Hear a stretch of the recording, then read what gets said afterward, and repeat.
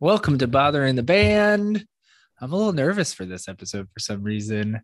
It is with Grammy winning music historian Dom Flemons, who did Bothering the Band when it was just a little old written article. He was one of the first, and now we're bothering him again. I was listening to him all day. I love it.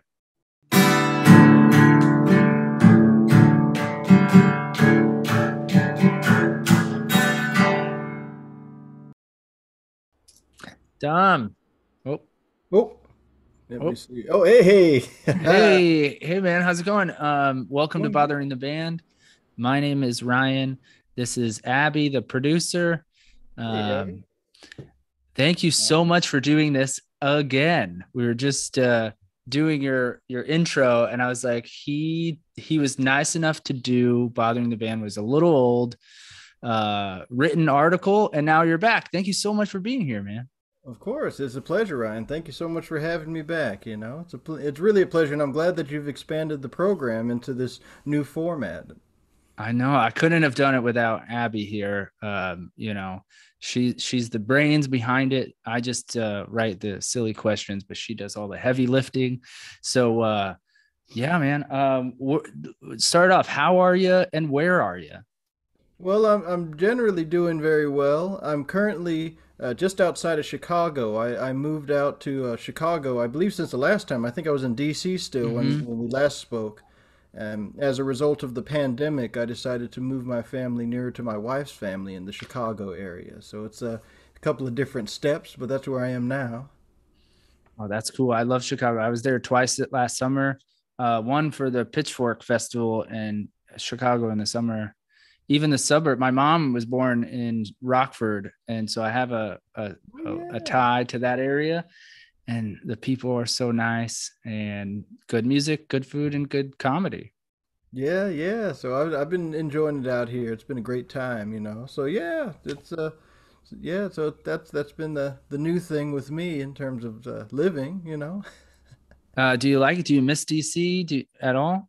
I miss DC a little bit, but at the same time, I was going there for work, and I was doing a lot of work with the Smithsonian at that Hmm. particular time, and so part of the the prompting to move was that the Smithsonian had closed down for the foreseeable future at that point. So, on top of shows as well as educational programming. I was doing a lot of private school programming and Alzheimer's and dementia patient programming. So all of that went down in one swoop. So it was sort of like a multifaceted shutdown in terms of my usual performing that was outside of my gigging that I do when I'm traveling. So yeah, Yeah. it kind of forced our hand to move.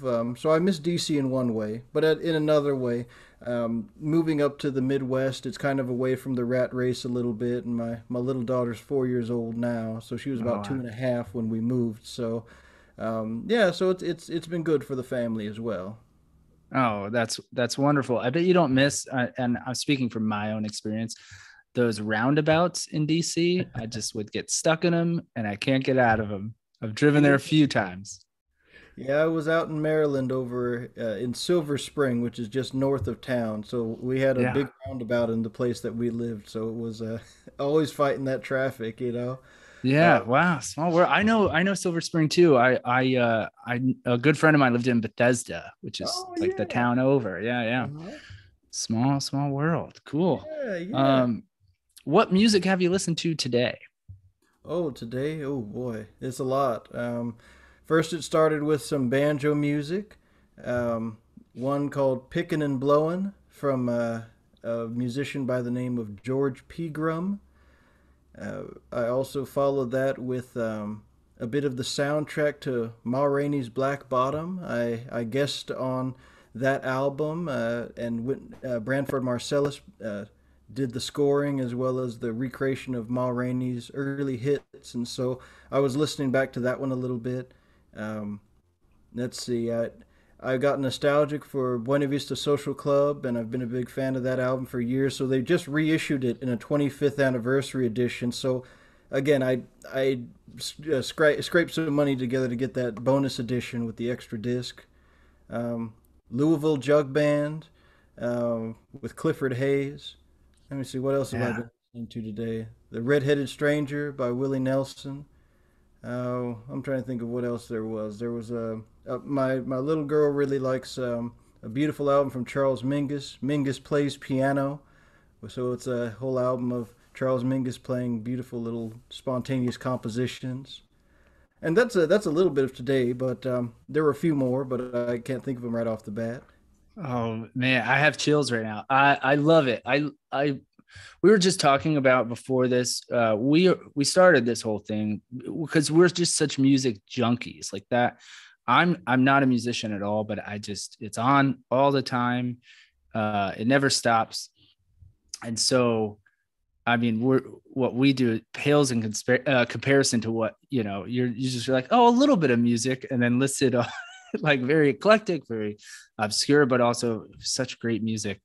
Um, it's cool that you mentioned what your daughter gravitates towards. I think that's fascinating. I have a 7-year old daughter, and when she was a kid, or she's still a kid, but when she was a baby, she it was reggae music. Something with the cadence of reggae music was Oh, what she gravitated towards. I don't get it. I didn't question it. I just put on like Toots and the Maytals or something like that for her all the time.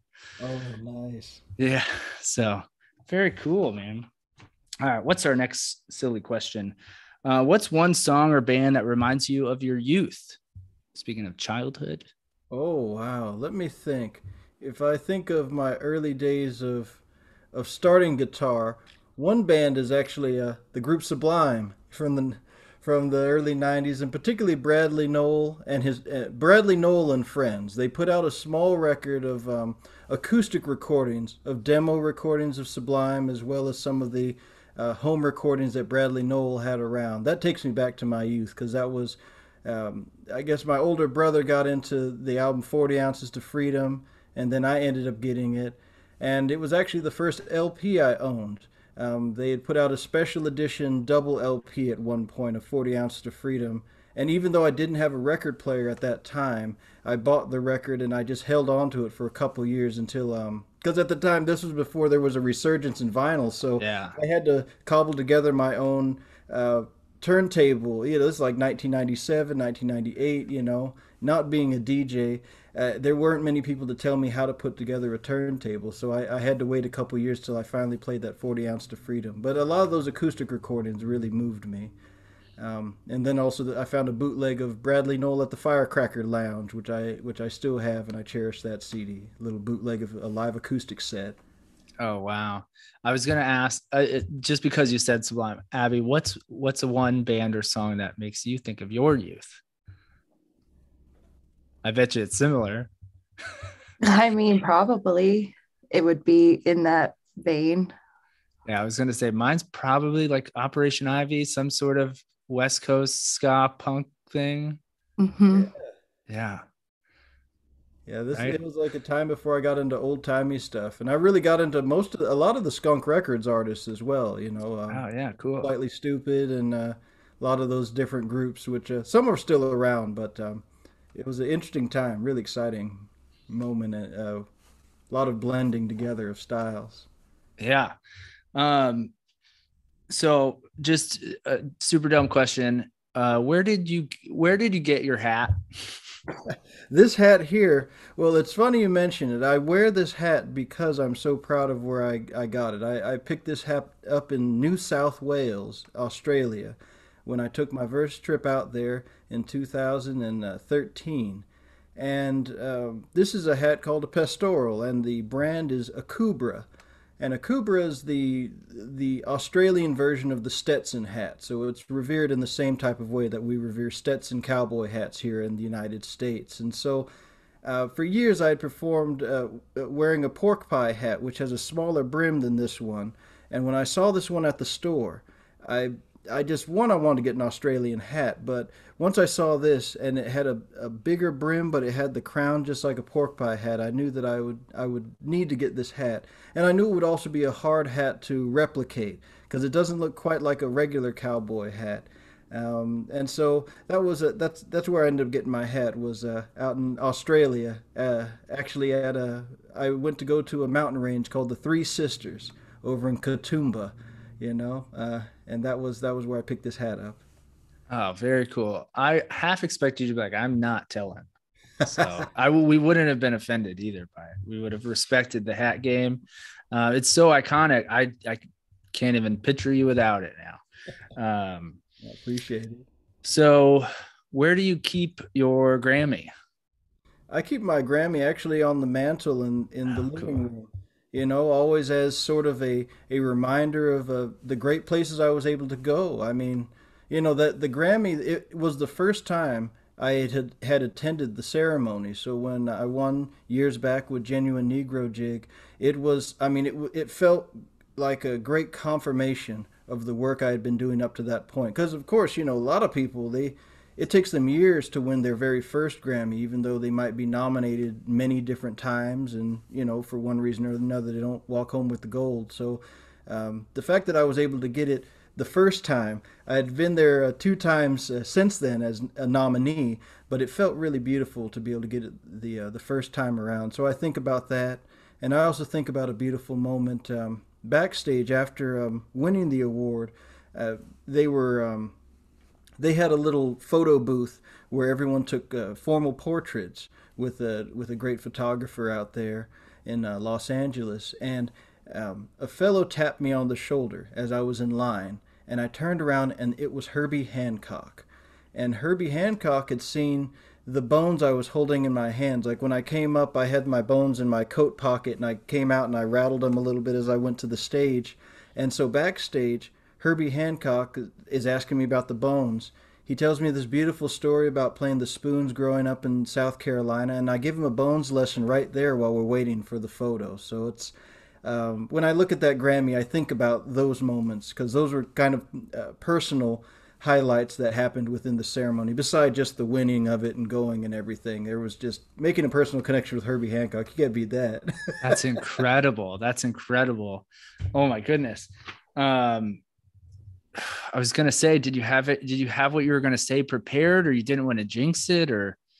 Well, I did not have what I wanted to say prepared. It's funny when you see it on TV. After a certain point, you think to yourself, "Well, why didn't they think about what they were going to say beforehand?" And thankfully, I was there in a group setting, so I wasn't the only one there. But nobody had prepared anything that they were going to say at that point. I made I made a comment mentioning that string bands had not been recognized in the broader music industry, and so this the award that we were getting for traditional folk that year represented a new movement in the broader music community within the Recording Academy, acknowledging string bands and secular African American music that's not just the blues. And so Mhm. I made a comment about that, and everybody else said sort of what they felt from the heart. But when you're up there on that stage, you would think on TV, you'd say, well, why do they always say, boy, I don't even know what to say. But when you're up there, all of a sudden you realize why everybody says that, because you're standing there, and the entire ceremony, which is I mean, the cream of the crop of the industry is standing there looking at you. All of a sudden, if you don't have it written out, you're kind of like, oh boy, I didn't know this was going to happen. What do I say? But at the same time, they've got 30 seconds before they run the music on you, so you also got to be quick. Yeah. So it's a very interesting experience. I can't wait for the day that I might have a chance to do it again.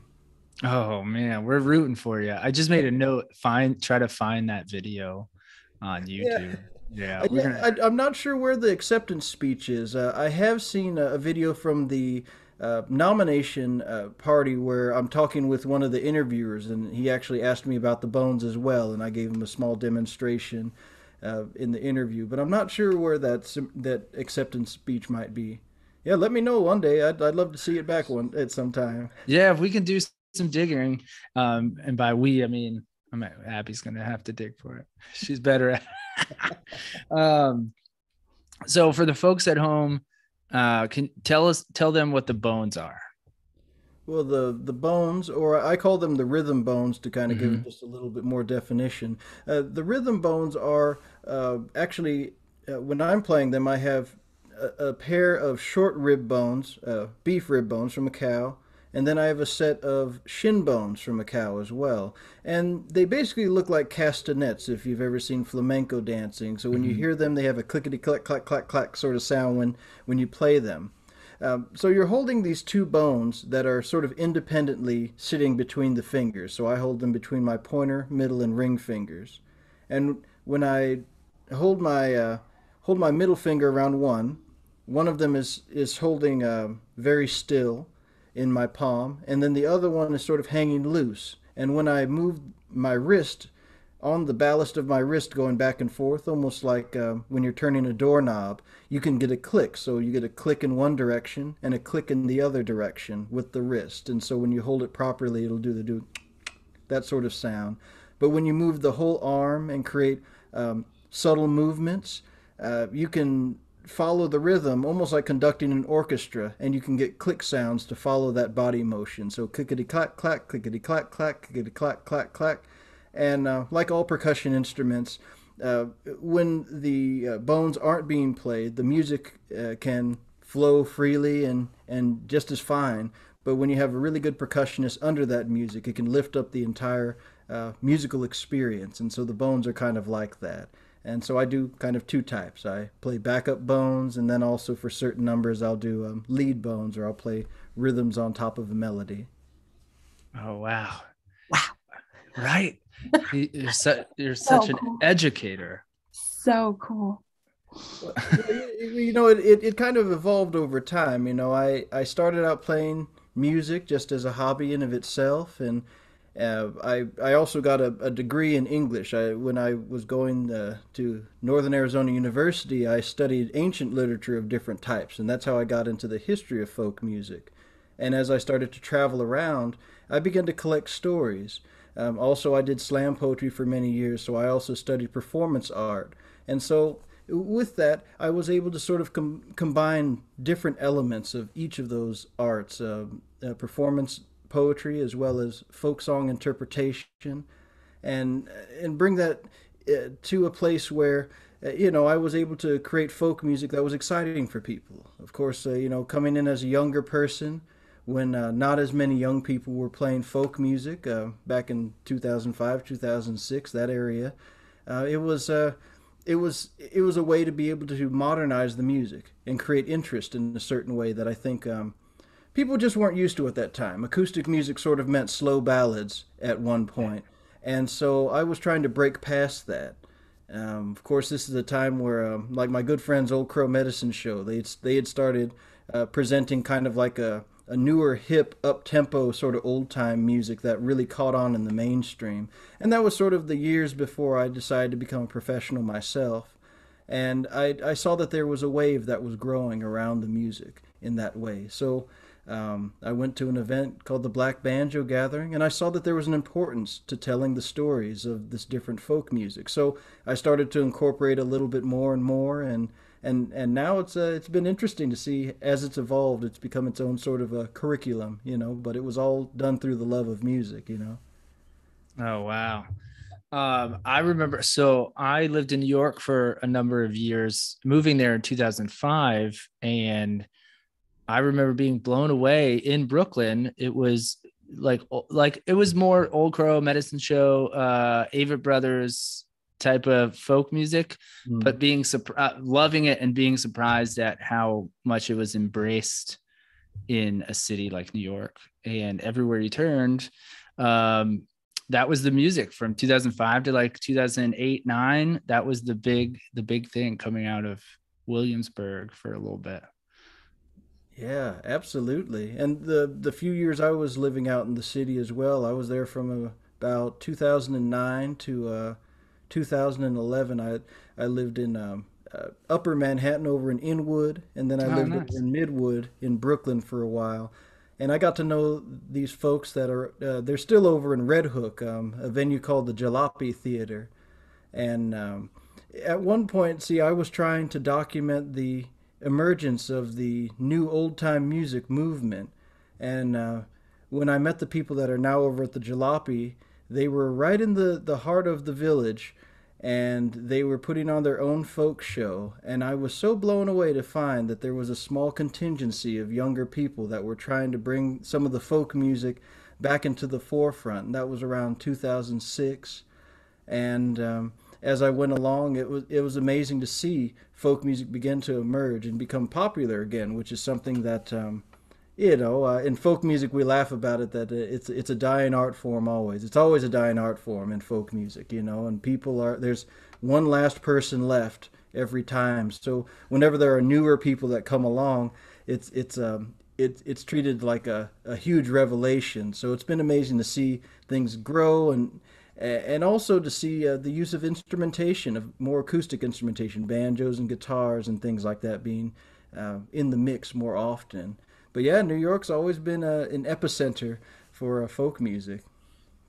That's true. That's true. We just got Abby just got a cool book about it at the thrift store.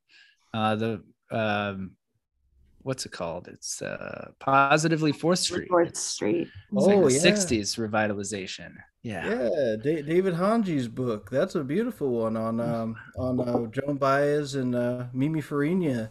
Yeah, interesting scene. A lot of just a lot of bohemian people, a lot of art people. And I came up in an art community in Phoenix, and so I related to a lot of those stories.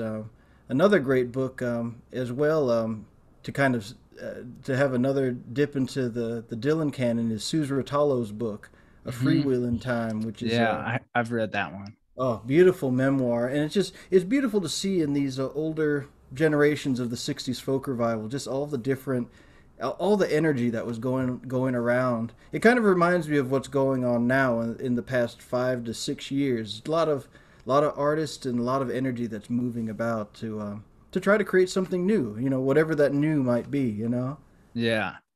Oh man, we could talk about that type of stuff forever. I'm going to throw this out there. I just got a book about Dylan, all about Dylan recording blood on the tracks. So behind the scenes, I'm looking forward to that. It's in the stack of many music books that I have to read right now.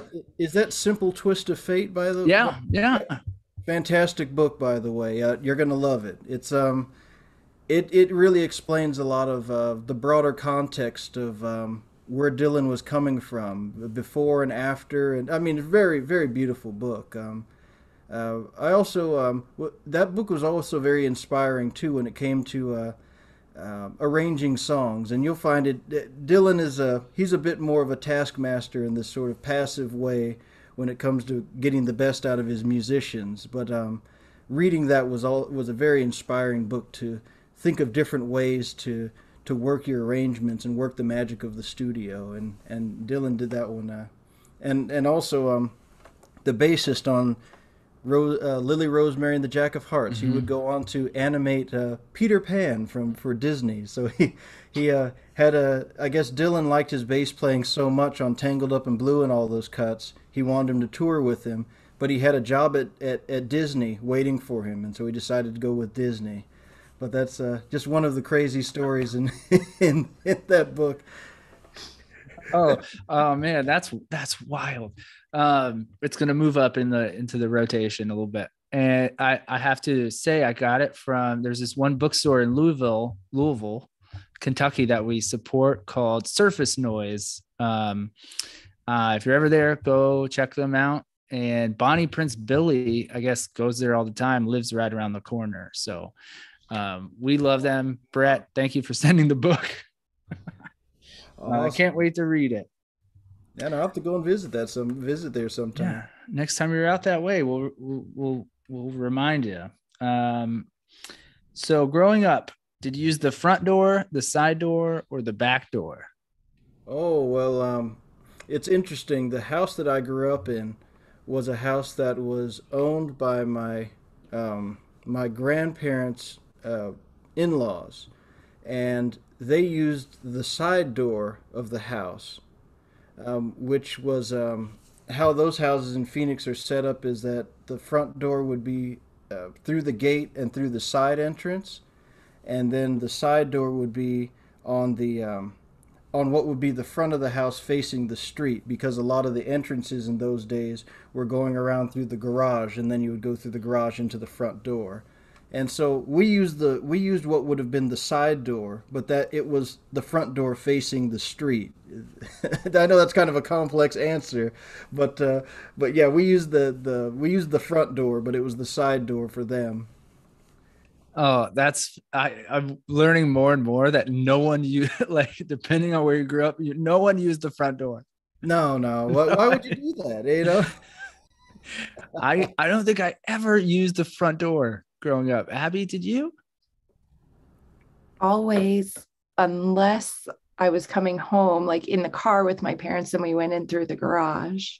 Yeah. But we only had a front door and a back door. We didn't have a side door.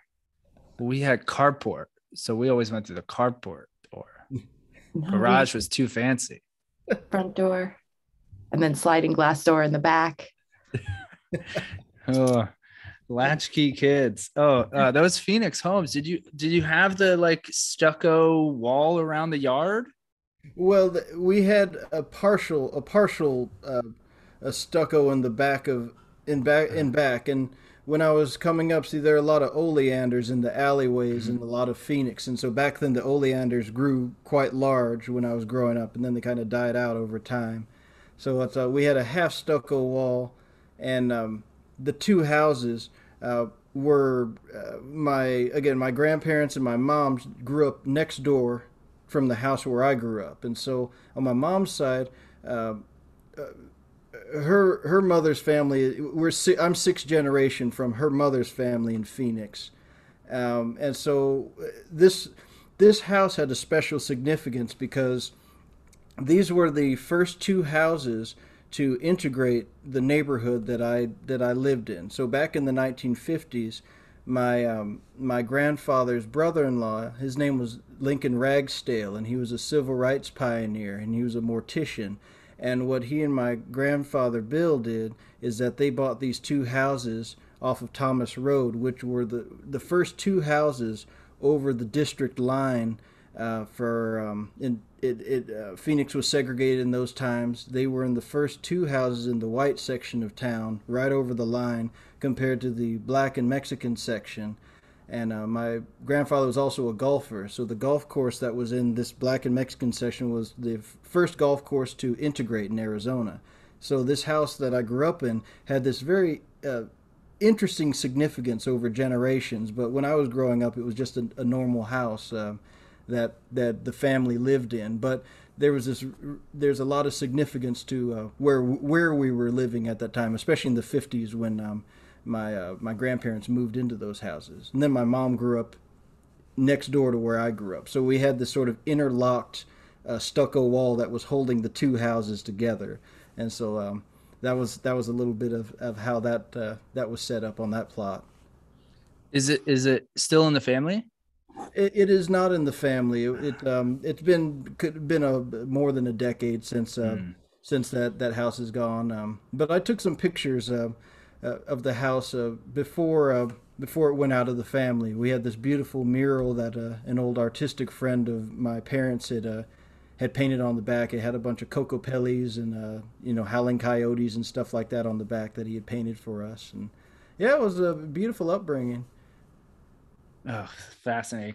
I don't know if you get this a lot. I could listen to you talk forever. Can you just come over and like read us some books? And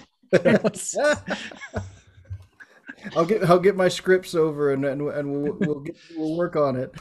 Oh, your child is lucky. I bet you get some, good stories at night. And oh yeah, well, not to mention the music. Well, I mean, she's definitely gained my gift for gab. So if I can get a word in, I'll tell her a story or two. But we'll see. She's got a few words to say herself a lot of the times. Oh, I love it. I love it. Okay. Every time, like after you tell these wonderful, beautiful stories, I look at my paper and the next question is like the dumbest question ever. But here we go. This is the podcast. So do you have a junk drawer in your home?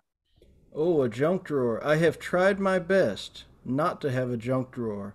but that has evolved into a storage unit, and that's a so. I guess if I was to, well, like my priority when I'm usually moving is I'll keep a queue of books in the house. And then my priority is really having my LPs in place so that I can access those because I just hate the idea of the LPs being in some place I can't access them. So, and also my CD collection over the years has gotten so big that it needs to be in a storage unit because it's now that you can digitize. I'm not one of those guys that likes to get rid of the CDs because I don't know. When you start to digitize your CDs and then you go back and you find that there are skips in the tracks and things like that, those are the worst for me. And if you can't go back to your physical product, it's awful. So I keep those in storage as well as the overflow of books. They're between books I've bought and books that I've gotten from friends, and of course I'm getting to that age now where older collector friends of mine will glean their collections and want to kind of downsize. So I'll take, I'm still a glutton for punishment. I'm still at the age where I'm like, just give me the books and I'll take care of them. And so, but the junk drawer is a storage unit. That's it's not all junk, but it's one man's treasure at least, Yeah. You are literally speaking our language because one, we both still love CDs, and I still have all like mine from when I was a kid. They're in a book. I saved like the yeah. The leaflets, Uh-huh.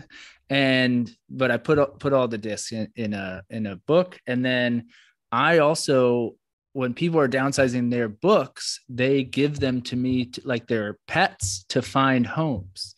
Yeah, Ryan will find a good home for this. that's right.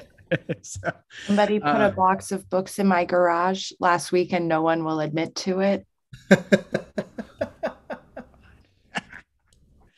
oh yeah, if you could see where I'm sitting, there's like CDs right here, books that I have to go through right there, books that I'm sending to a friend of mine in New York over here. Abby, my sister as well, they get a lot of, and my friends, I'm like, oh, this book looks like you, I'll just send it to you, so constantly just rotating books and music. How many LPs do you have? I'm around 5,000 LPs, and that's that's from gleaning over the years, and so my 5,000 is a strong collection of stuff I'm feeling good about. Like I keep some of the classic LPs of like rock stuff around here and there, but if I can find it on CD, digitally remastered, I usually will more of the common stuff. I don't tend to hold on to as much, like I would when I first bought albums. But rare blues records and reissues like that, I've got quite a few, and covering a wide spectrum of genres and parts of the world and everything like that. I'm known for more old-timey music of American type of music, but I have a wide spectrum of different types of music that I listen to, and just a lot of different sounds of the world, and Yeah. and then like all LPs, there's never an end. When you think you found all of them, now thankfully in the 21st century, people have gotten back on the bandwagon of pressing more so that the house can get even smaller. Oh man, that's something with my personality. I've done a good job of. I can't buy. I know the minute I'll go overboard. It's books now. It'll be LPs one day when I hit a certain, I don't know, milestone. But right now I'm like, I can't do it because I know I'm going to take that plunge and buy a million. I have to ask, do you have any surprising or embarrassing LPs that you've hung on to, like Creed or Shania Twain or something like? Let me see if I okay. There's one that I've bought that is sort of, again, I bought it because I knew that it'd be great to have it on LP. It was Hammer Don't You Hurt 'Em by MC Hammer. I saw it for $3 at a record store several years back, and again, it's not my favorite record, and again, it's nostalgia, but I couldn't pass up getting a copy for $3, and so that's one of the crazier items that's within my my repertoire of records. But uh, I've got other ones that like I have ones that are signed by different artists. So after a certain point, when I knew I was going to be running into somebody, I'd have them sign a record. Like one of my Wow. prized possessions is a record I got signed by Odetta. So I got her first record, and when I opened for her in 2007 with the Chocolate Drops, I got her to sign it. I've got quite a few that are like that too, going from Tom Rush and David Bromberg and gosh, who else do I have in there? I also have quite a few '78 collectors. So friends of mine that had reissued albums over the years. If I knew it was their record or something like that, I'd get them to sign it. Like there's a great collector, Pat Conti, who put out a series of records called The Secret Museum of Mankind. Um, and they're sort of like the very first big reissues of international music. So he was a big collector of that. But I got him to sign, his LP version of The Secret Museum at one point because I got to know him. And yeah, just I have a lot of them like that as well that are just they now have a sentimental value as well as a musical Yeah. value to me, you know. Wow. Ugh. Again, I don't know how to follow this up. Have you ever shucked an oyster? Funny enough, I have actually. In North Carolina, in Washington D.C., I've shucked oysters in Seattle as well as in Portland as well. I'm a big fan of oysters, and over the years, I've gotten a chance to go to a lot of wonderful events where oysters were the main dish. Particularly in D.C., I used to go to this event called the Oyster Riot that would go on over at the Hamilton over at the old Ebbett Grill, and it was just, I mean, oysters for as far as the eye could see in that place. And so you could try out your 20 different types of oysters from different parts of the coast. And I mean, I'm a big fan of oysters. So yeah, oh yeah.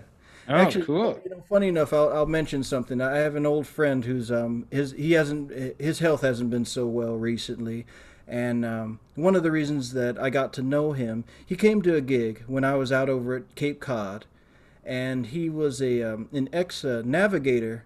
So he used to have the big submarine suit. He was a naval reserve guy, and he was so kind. He loved the show so much that he brought me and the band I was playing with out to the farthest point on the Cape. And because he had a license to go out there, he brought us out to the end of the entire United States on the Cape, and we grabbed oysters right from the Cape, and then we got to go back to his house and shuck them all afternoon, and just had a big time with it. And now he's starting to get a bit older, so it's he's starting to not remember as much now. But the last time I saw him, I reminded him of that beautiful time. So that's also another moment, because for many years he and his wife, whenever I'd play this gig over in the Cape, they would always come with a bucket of oysters that they'd pull out from the Cape, and so we'd have that in the green room with us. So that was always something that was really special that he would do. But yeah, the got me reeling through the years now. Oh, I love it. I feel like I could ask you any silly, just out of the blue question, and you will have not only like a story or like a yes answer, you'll have a sentimental one at that. So we'll keep going and see where this goes. Yeah. Oh, two things I wanted to ask. Have you ever been to Busboys and Poets in Oh DC? yes. Oh Yeah, I yes. like Yes. that place a lot. I've Absolutely. performed there probably half a dozen times. Oh, So nice. yeah, that place is great. Yeah, And I love it.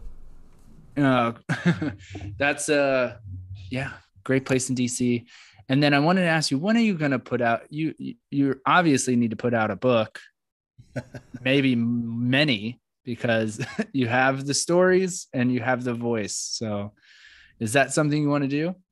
Yeah, that's something I've thought about. I'm feeling in the past couple of years that I have enough story to warrant a full book. The hardest thing I found, because I've been so fortunate with a lot of the way that my long strange journey in music has began and how it's continued. I wasn't sure when I would find a milestone, but I'm starting to feel like I'm getting to that spot where I've hit a certain milestone where I feel like I have a part of my story to tell. I don't think it's the end of the story, but I do think there are a lot of pieces that I can now talk about a bit more often, and I could put it in a tangible form like a book.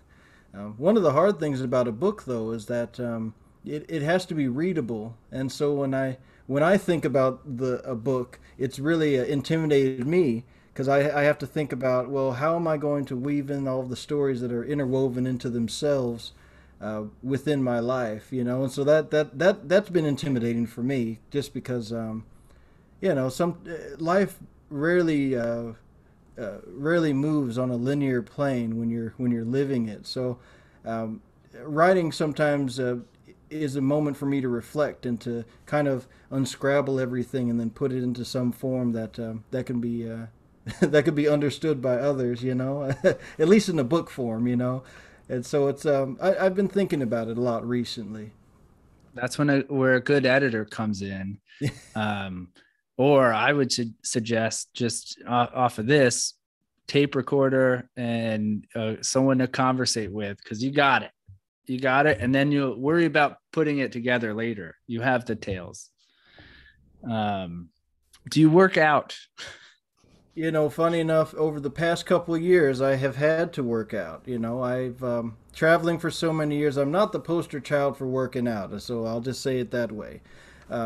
Just from the very beginning, working out, going to gyms, those type of things have just never been my flavor. But well, over the years, I found that I'd had a lot of trauma in my body just from having traveled about 1,000,000 miles, I'd say, since 2005. And after a certain point, I started getting into yin yoga over the past couple of years, just because I'm kind of a tall guy, and just being able to do those slow stretches has turned into it's turned into something that's become a daily practice for me. It wasn't something that I started out with, and even getting into it, well, my wife is a wonderful support. You mentioned that editor as well. My wife is my editor, and she makes sure that a lot of the messaging that goes out is completely coherent and tangible before we send it out through our channels. But she suggested trying out yoga, and at first I said, give me something where I don't have to do a bunch, because I don't want to try to do all this pretzeling type of stuff right off the bat.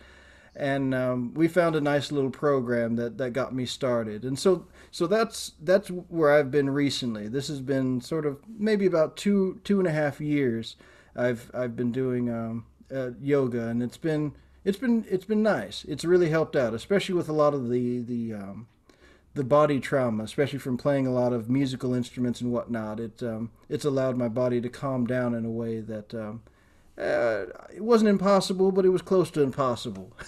Yeah. Before, Oh, I hear you. Working out does not agree with me. I try to do it, but Abby's heard this a million times. Whenever I do work out, the only thing I'm thinking about is stopping. So like, when is this done? And music, of course, and podcasts help. But other than that, I don't know how people just go to like LA Fitness and work out. That to me is bananas. I treat it like clocking into a job. You can't, I can't, like my wife, she likes to do jogging and stuff like that because she enjoys it. But me, I got to clock into work and clock out of work. Like I'm like, all right, 20 minutes of this walking, and now it's, and when you do it that way, then it becomes it just becomes a job instead of giving yourself a choice. Because yeah, like I said, I'm not the poster child for working out, but if I was given a choice, I probably wouldn't. But if I forced myself into a small job of doing it, it tricks my mind into doing it. Yeah. you know? I recently heard on another podcast about it's called the happiness jar. And it's these things that bring you happiness but aren't the most fun, and you start writing them down. The idea is to rip a piece of paper, put it in a jar, and that way you can see the quantitative efforts of these things. Like this this is obviously not one of them, but working out, you're going to feel better afterwards, but it's the act of doing it, when the dishes pile up and you're like, I'll do it tomorrow, that you're better off doing it tonight. And I'm probably butchering this suggestion, but look it up, happiness jar. Do you have in your family any aunts or uncles with weird nicknames? Let me think. Trying to think if we got. And I have examples because I've asked other people this. So if you need examples, let me know. Well, it's a funny thing. Like my in the Black Cowboys album, there's a picture of my father as a young boy, and he's out on the farm in Texas where his father grew up, and he has a cousin there that Cousin Slick was his name, but my dad couldn't remember Slick's real name when we did the album, so we actually credited it to Charles Flemons with Cousin Slick. But my dad would always talk about it. Everybody had two first name initials, JC. I don't know. What have you, RJ and JR and Junior and they just had all these sort of names like that. Yeah, that's another thing. Like the side door grew up, I think depending on where you lived, where you grew up, your family there was always an uncle with a funk or an aunt Tootie. I asked my friend today, I was like, did you have this? Because I want to make sure these are universal questions. He goes, oh yeah, I had an Uncle Pooch. And I was like, I'm sorry, what? He's like, Uncle Pooch. He's still alive. He's still kicking. Maybe we'll send him the link to this when it comes out. So Cousin Slick, shout out to Cousin Slick. Yeah, and also I think about my mom. She has a nickname Pee Wee because she's my dad's African American, my mom's Mexican American, so she's very short. So she's one of the shorter people in her family. So everybody from that generation and older calls her Pee Wee instead of Dorina, which is her name. It's all in terms of endearment. Yeah. Okay, so I was trying to think of a fun music question, silly to stump you, and I'm curious. Can you name more than one Barry Manilow song? Ooh, let's see. Barry Manilow. Hold on. Oh, dang. I can only name one. Mandy. Yeah, dang it. I was gonna be like Sweet Caroline, but that's Neil Diamond. That's not Barry Manilow. Oh my gosh. Whew. Wow. This is a fun game to ask people. Wow. I pride myself on knowing, and I didn't cheat. I could have looked this up, but I'm sure he's. Well, and it's like when you collect records, you see enough of his records, you'd think I'd remember at least one song off of the millions of records next to the Andy Williams. But I don't think I could name a second Barry Manilow song right off the bat. I think that's about all I could think of. Abby, have you looked it up? Okay, give us a couple other famous ones. Yeah, make us feel dumb now. Are they? Can't Smile Without You. Okay. Yeah. Even Now. I got nothing on that one. No. A lot. Well, I mean, a lot of them are covers too. Like he did Copacabana. Yeah, okay. Yeah. And It Never Rains in Southern California. No. This is the list in Google order. I don't know.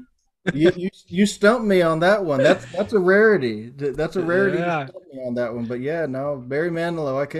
I don't think I could tell you more than Mandy. Yeah. There's one called My Male Curiosity.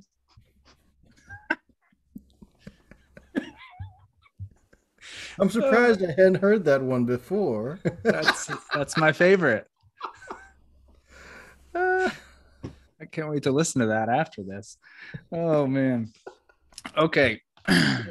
Curiosity killed the cat, I can't wait till next time you're leafing through a crate of records at a thrift store or something, and you're like, You're gonna feel a tinge of obligation to buy like a greatest hits Barry Manilow I record. know I'm We gonna all have. are. I got to brush up. Oh goodness. Um, where are we at here? Okay, what's the secret to rocking a bolo tie with confidence? And I'm asking for my own personal advice. Well, one of the things to think about with the bolo tie is to think about what you're going to do with your boots and what you'll do with the pants that you're wearing. And then, of course, the shirt is also a key to it. But usually, a bolo tie either has a symbol or it has like a turquoise or a gemstone. So, if your boots and the lining on the outside of the boots, you usually want it to match, even though turquoise is kind of universal.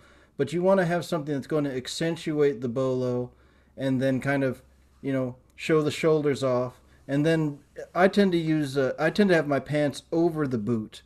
Some people do the pants in the boot, and that's also a stylistic choice as well. If you want to show off the whole fringe, compared to showing off just the bottom of the boot. So that's a big piece of it. But you kind of want to get your lining of your boot to match up with the bolo tie in some type of way. Like I have one actually that I inherited from my dad, and it's the Native American warrior on top of the horse, the Trail of Tears statue. Mm. Like it's like the whole statue there. So since that one's like a pewter one, I can have a universal boot. So I have like a yellow ostrich toe boot that I'll wear with that one. And since I wear it over the top, you get to see the ostrich toe sticking out. I have another boot that has kind of a wingtip, so that when you cover it up, you just see sort of the wingtip until you pull it up and it has an orange fringe on it. But that's kind of the way I'd handle a bolo, or based on the hat you're wearing as well. Like with this type of hat, I could wear a big string tie one with a small bolo. Mm-hmm. So that's just based on preference there. I have one, and I've only worn it once in the last 4 years, and it's about the size like 2 quarters, maybe 2 or 3 quarters, and it has a wolf on it, Oh, or a nice. coyote. I like to think it's a coyote, but um, I also don't get to go places a lot where I can rock it to where it's a statement. Yeah. What kind of boots are you wearing right now, if you are at all?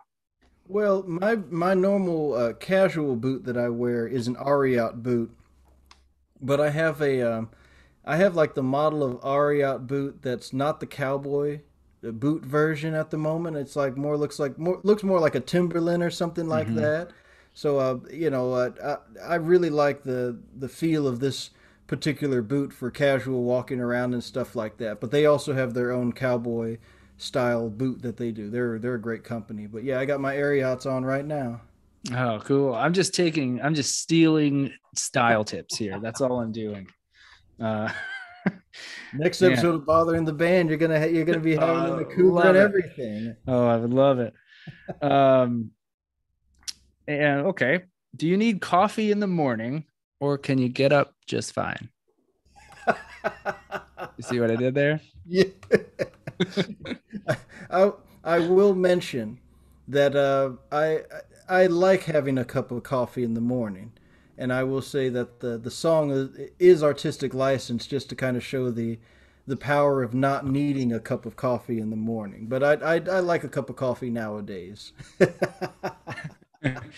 I love taking the dumb questions tailored to a song or an album. How do you take your coffee?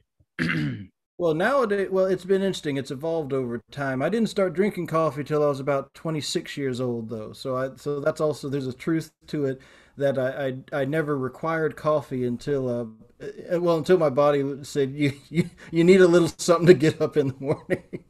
And so my coffee nowadays I've been obsessed with having oat milk in my coffee recently to just not have as much dairy going on. So I'll have an oat milk. For a while, I was having a coconut water in my coffee Mhm. for a bit to kind of thin it out. Let me see. Those are probably the two main ways I take it. I don't really like much sugar in the coffee. Just never have. But oat milk's been a nice way to kind of smooth the coffee, uh, flavor out in a way that kind of it's a different experience. Yeah, yeah. I like I oat tried milk. it out. I tried it out randomly once, and I said, "All right, oat milk, eh?" You know. So lemons or limes? Ooh, let's see. I'm ashamed of this question. Based on how would I be taking these lemons and limes? Hey, this is your interpretation. There are no rules in bothering the band. Well, with there are a couple of things I think about. If I'm making a if I'm making a juice, a cold pressed juice, I would use limes because I have a particular juice that's carrots, apple, lime, and turmeric that I like to make. But if I'm making something a little bit smaller, I like to make wellness shots with lemons. So it's with lemons, turmeric, uh, cayenne, and ginger. So I probably would take both. But if I was left with just one, I would take limes. Nice. Do you know who Trey Burt is? Oh, sure, yeah, yeah. I've Yeah. heard of him. I haven't met him personally, but I've heard of him. Yeah. So he was on the podcast, great. He's a fantastic musician, very funny, very, very sweet. And he introduced me to putting a little bit of cayenne in tea. Ah, yeah. And I've been doing it ever since. At night, I'll have a cup of, decaf or non-caffeinated tea, and I'll just a little shout out to Trey Burt for, you know, my dollar store cayenne. Right on, right on. Try it in your tea as well. Where have you ever ridden a horse? Oh yes, yes. It's been a while, but yeah, I've ridden a horse a couple of different times out in Arizona. Mm-hmm. Okay. Abby, when's the last time you rode a horse? 1995. Oh, really? I would have Yeah. gambled like last year. It would seem likely, but no, actually, I have not been Wow. on a horse since I moved here. Wow. Abby's in Wyoming. Lots of horses, just Oh and yeah. moose.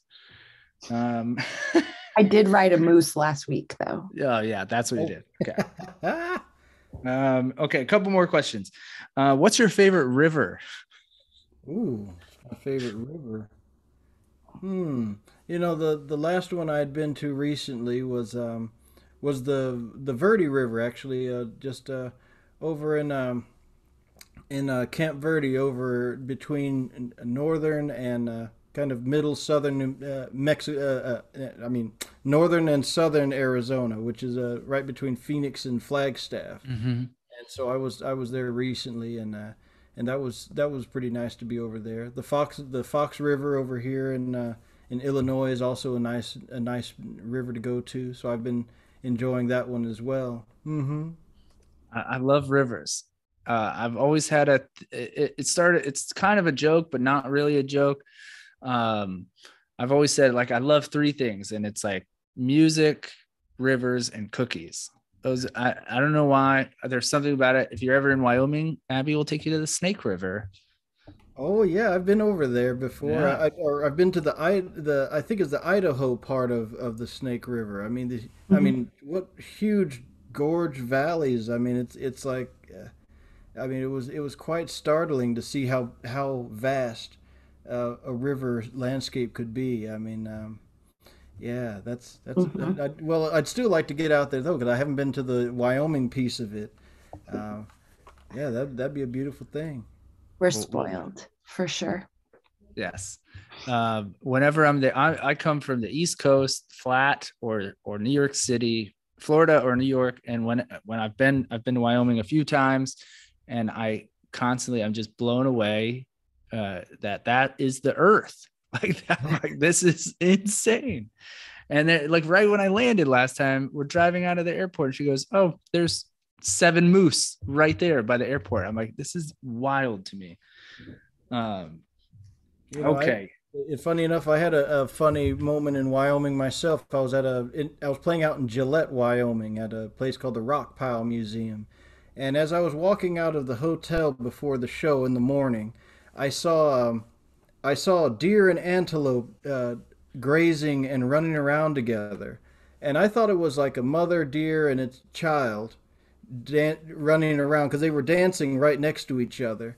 And so I said, well, what are they doing over there? And the guy was like, oh, well, that's the deer and the antelope grazing and dancing with each other. And I said, oh my gosh, after having sung Home on the Range for many years, it was actually seeing the deer and the antelope playing in right outside the hotel. And again, when you hear songs, you think they're more like symbolic or and phrases and whatnot. But to see the actual deer and antelope playing, that was something beautiful that I got to see out in Wyoming the last time I was out there.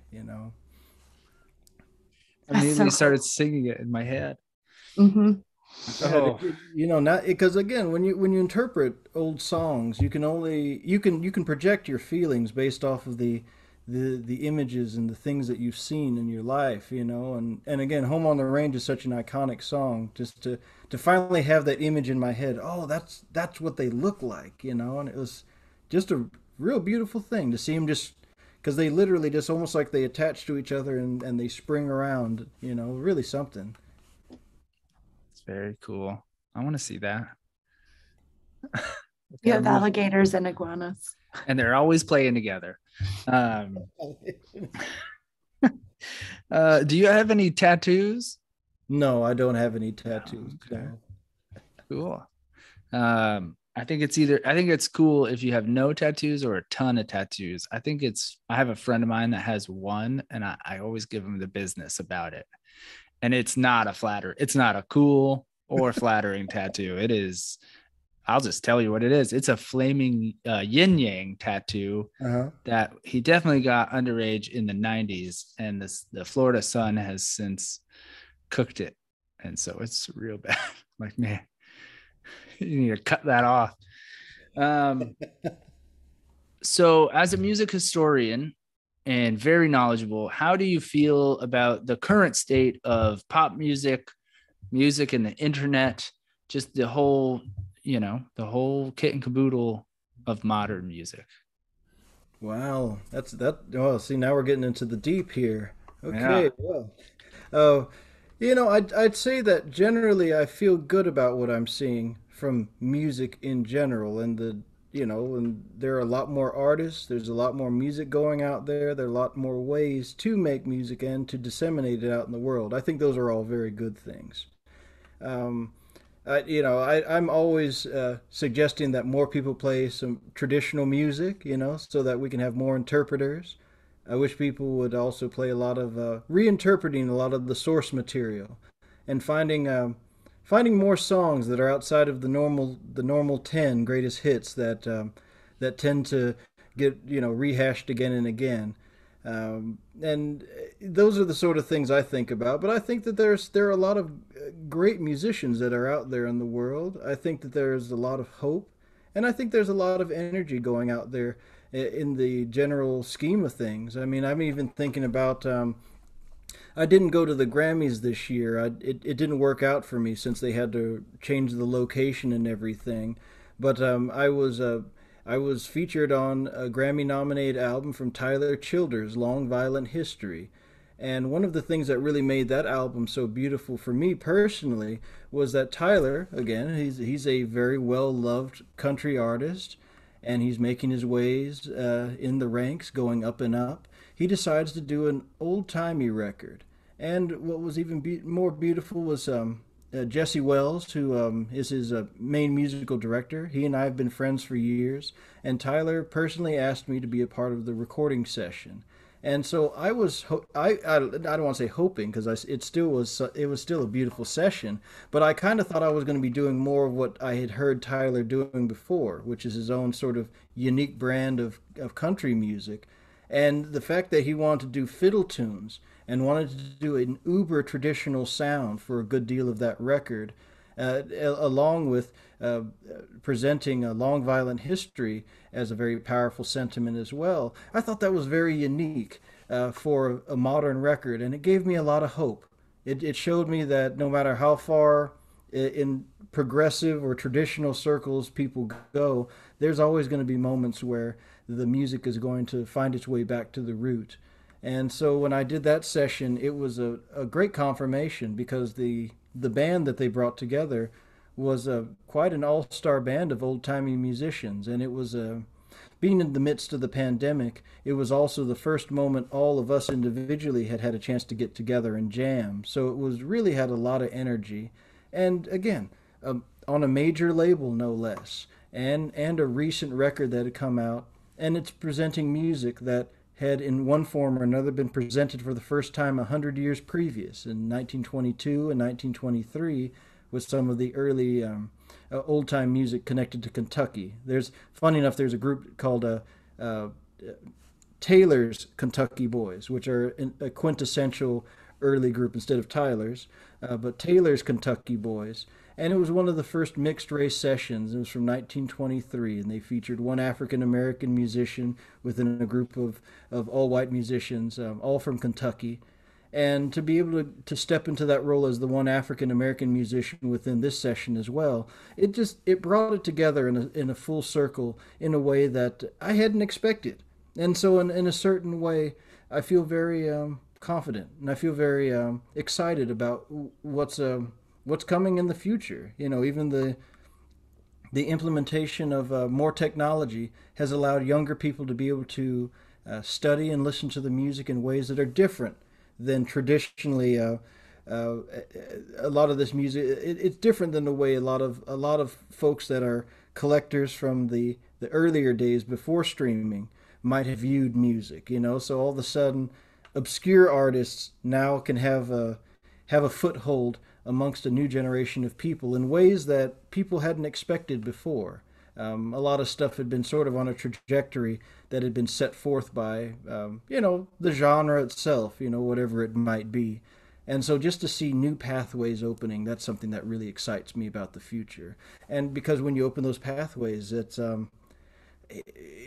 creates opportunities for people to do things we can't even imagine, whatever it might be, whether it's progressive or traditional or what have you. Wow. Magical. And I couldn't agree, right? I couldn't agree with you more. We could go another hour just on that snippet alone. That's incredible. And there was something I was going to say. Oh, there's not a week that goes by that I don't listen to Georgia drum beat. So thank you. That song, I have these, we all do have these songs. That song, if I'm going to go like do, some perform or anything, that song is going to be one of the 10 songs I'm playing before I have to do a work meeting, do a podcast, something. So I love that. Love that song. Well, I'm so glad that you enjoyed that one there. That one has such an interesting history in of itself too. I got to work with a nonprofit organization called Music Maker Relief Foundation, and they're out of Hillsborough, North Carolina. And one of their legacy artists was James Davis, who did the original version of Georgia Drum Beat, which is actually just is a name that got added to what is just a series of riffs and jams that James Davis would do. And he was from Kathleen, Georgia, which is right outside of Atlanta a little bit. And what he did was he grew up with the fife and drum music of his father and his uncles. And he translated that fife and drum music onto the electric guitar. So when you hear James Davis, you're translating two drums and a fife, with a small flute, turning that into electric guitar and drums. And then when I decided to interpret it, I decided to make it an acoustic song again. And then in the course of me picking it, I kind of got this sort of interesting surf type of vibe out of the riff, and I wanted to emphasize that in the song. And then when we were cutting the actual track itself, I wanted to get a little extra flavor on it, just because I love instrumental cuts. And so I've in the past decade, I've been spending a lot of time focusing at least 2 or 3 songs to instrumental cuts on every record, because it's just I love Booker T and the MGs and all types of the Ventures or any type of instrumental music. And I hope one day there can be another instrumental hit, well, hopefully from me, but still the notion is there. But Georgia Drum Beat is sort of a song that I wanted to get that vibe, and then Guy Davis provided that wonderful electric harmonica, and then Brian Horton provided the wonderful soprano saxophone, and it was wonderful getting to hear those two instruments mixed together on that. So I hope one day, hopefully, it'll be like the theme show to like a, I don't know, a crime drama or some type of thing like that. You know, that's what I was thinking of when I cut the record. I was like, man, if someone would make this the theme song to their show, that'd be awesome. And so you've met my sentiment, and it's a beautiful thing that it helps amp you up. You know, that's a beautiful thing, because that's what I was trying to go with. Especially Prospect Hill is a record to amp people up. You know, 2014 there was so much complacency in the world. That album was meant to amp people up so that they would get passionate about whatever they were doing and get back on their feet. You know. Oh goodness, Abby, that's exactly what I wanted him to do when I just mentioned the song. Oh, I love it. I love it. Dom, tell not that you need to at all, tell the folks where to find you, what's next for you. You know, I'm sure you have a ton of stuff going on. So whatever you want to share. Well, the best way people, I think, can find more information about me is going to my website, theamericansongster.com. And that's the information center for everything I'm up to. Let me think. I think I've just finished cutting a new record, so you should be hearing about that in the next year. So I've started making my way into the studio again, and I'm putting together some new songs that people haven't heard before, for the most part. A lot of original numbers, but also traditional numbers that are interesting, obscure, deep cuts in the canon. And I'm starting to get back on the road again, starting to tour, starting to play shows, and continuing to spread the word, whether it be in the speaking to folks like this interview here, or writing different essays and different academic articles about music, which I've been doing a lot recently. I'm just keeping them rolling, you know. Oh man, that's incredible. We can't thank you enough. We're gonna cut the podcast here, but don't go anywhere, because I do have one other question off air. Everyone, ladies and gentlemen, the one and only. I don't even know how to outro this episode. It's not going to do justice. Mr. Dom Flemons. Yay.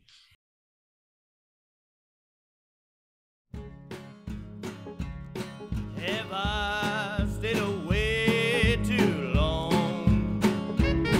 Have I stayed away too long? Now if I came home tonight, would you still be my darling? Or if I stayed away